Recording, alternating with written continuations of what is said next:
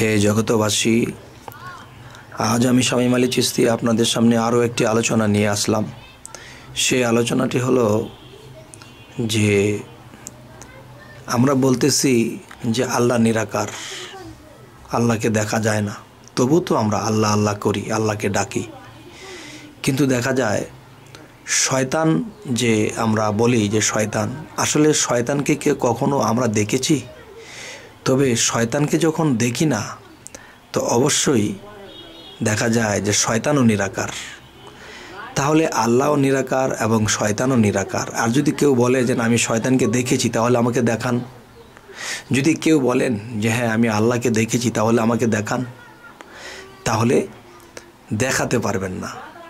আচ্ছা, তা এখন যে মূল বিষয়টি হলো, সেই মূল বিষয়টি হলো যে শয়তান নিরাকার, আল্লাহও নিরাকার। তাহলে দেখেন, এই পৃথিবীর মানুষে যদি আল্লাহর নাম নেয়, তো আল্লাহর নাম নিলে দেখা যায় সারাদিনে যতবারই নিক, কিন্তু এর পাশাপাশি কিন্তু শয়তানের নামটাও নেয়। কেননা এই শয়তান, এই লোকটা শয়তান, এই লোকটা ভালো না। বাচ্চারা দুষ্টামি করলে এই শয়তানি করো কেন, মানে বিভিন্ন দেখা গেছে সারাদিনেও শয়তানের নামটাও নেওয়া হইতেছে। আচ্ছা, আল্লাহর নাম তো একটু বেশি নেওয়া হয়, নামাজ পড়ে রোজা করে আল্লাহর নাম নেয়, কিন্তু শয়তানের নামটাও কিন্তু পাশাপাশি কম নেওয়া হয় না। এই জন্য শয়তান বলতেছে যে আল্লাহ নিরাকার, তবু তো আল্লাহকে ডাকে। কিন্তু আমি শয়তান, আমাকে কি কোনো মানুষ দেখেছে? যদি দেখে থাকে তাহলে কীরূপে দেখেছে তারা? আচ্ছা, সেটা কথা নয়। কথা হলো আল্লাহকে দেখে না, আল্লাহকে নিরাকার বলে ডাকে। শয়তান যে আমি শয়তান, আমাকে তারা নাম নিতেছে, কিন্তু আমাকে তো দেখেনি। তাহলে তাদের কাছে আল্লাহ যেরকম নিরাকার, আমিও তো নিরাকার। যাই হোক, এই কথাগুলোর মধ্যে বিশেষ রহস্য লুকানো আছে, যদি আপনারা একটু কষ্ট করে বুঝে নিতে পারেন। এখন দেখা গেছে যে সারা দিন রাতের মধ্যে যদি আমরা আল্লাহর নাম 100 বার 150 বার নেই, কমসে কম 20-30 বার সারাদিনে শয়তানের নাম নিতে হয়। এই লোকটা শয়তানি করেছে, এই বাচ্চারা তুমি শয়তানি করো কেন, এই বিষয়টা, আরে আমি কি ভুল করে ফেললাম, আমি কি অজান্তে শয়তানি করে ফেললাম। তাহলে বোঝা গেল যে আল্লাহর নামের পাশাপাশি শয়তানের নামটাও মানুষ বলে, আর এই শক্তি নিয়েই কিন্তু শয়তান চলে। তবে শামীম আলী চিশতি যাই কিছু আপনাদের সাথে বলে, সেটি একটু বোঝার চেষ্টা করবেন, একটু গভীর জ্ঞানে বুঝবেন। তবে দেখেন যে আল্লাহ বলেছে কি, আমি আলোকিত। আল্লাহ যদি বলে থাকে আমি আলোকিত, আমি আলো, তাহলে দেখবেন এই পৃথিবীতে শুধু আলোই ভরে যাবে। আলো হতে হতে হতে হতে আলোয় ভরে যাবে, কিন্তু দেখা গেছে এই পৃথিবী চলবে না। আবার দেখবেন যে আল্লাহ তো বলেছে আমি আলো, কিন্তু শয়তান যদি বলে আমি শুধু অন্ধকার আর অন্ধকার, আমি অন্ধকার, তাহলে সারা বিশ্ব ব্রহ্মাণ্ড যদি শুধু অন্ধকারে ভরে যায়, তখন কিন্তু এই বিশ্বজগৎ চলবে না। তাহলে দেখা গেছে কি যে আল্লাহ আলোর পাড়ে রয়ে গেলেন, এবং আলোর পরিচালনাকারী এবং আলো দেওয়ার যে দায়িত্ব, এটা আল্লাহ নিজেই নিয়ে নিলেন।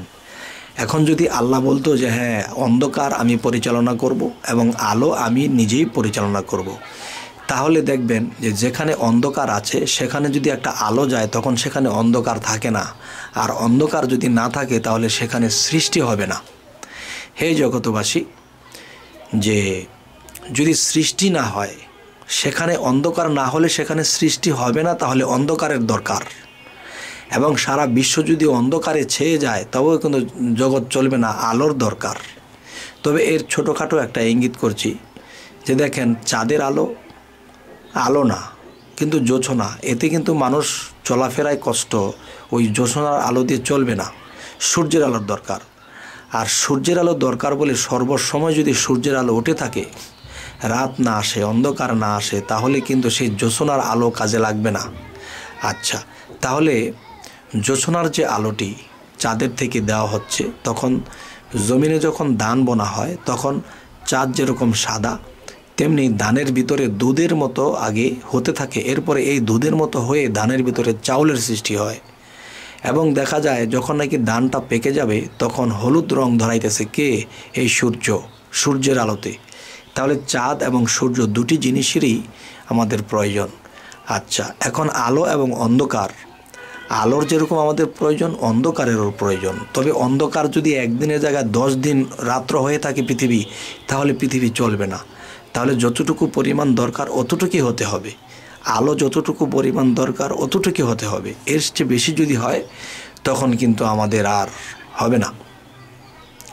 তবে হে জগতবাসী, যে শয়তান বলতেছে যে আমি অন্ধকার, আমাকে মানুষ শয়তান বলে। আসলে কি শয়তান জানেন? তিনি সমস্ত জ্বালা যন্ত্রণা সইতে হেতান কি হয়েছে? শয়তান হয়েছে।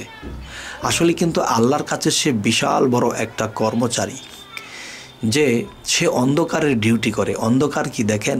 আপনার আমার সৃষ্টি হয়েছে অন্ধকারে। দেখবেন মায়ের গর্ভে সেই নাভির নিচে যে জায়গাটা, এই জায়গাটা অন্ধকার। আর এই অন্ধকারের মধ্যে যখন বীজ রোপণ করা হয় তখন কিন্তু একটা সন্তান জন্ম নেয়।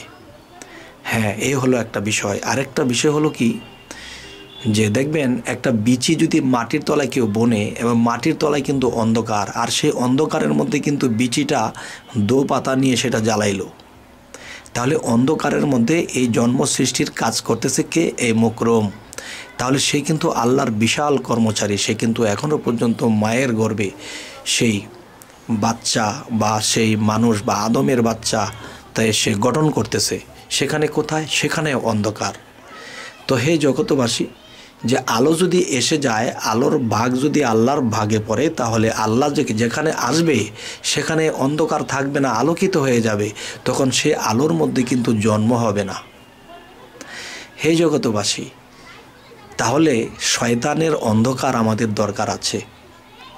শয়তানকে আমরা ঘৃণা করব না। তবে পৃথিবীতে আমরা এসেছি, আমরা নিজেরা শয়তানি কাজ করব না, মানুষেরটা মেরে খাবো না, এবং নিজে পবিত্র থাকব, সত্য বলবো, তখনই আমরা খারাপ থেকে বেঁচে থাকতে পারবো। কিন্তু যাকে আমরা শয়তান বলি, মূলত সে শয়তান নয়, সে আল্লাহর ডিউটি করে, সে আল্লাহর চাকরি করে।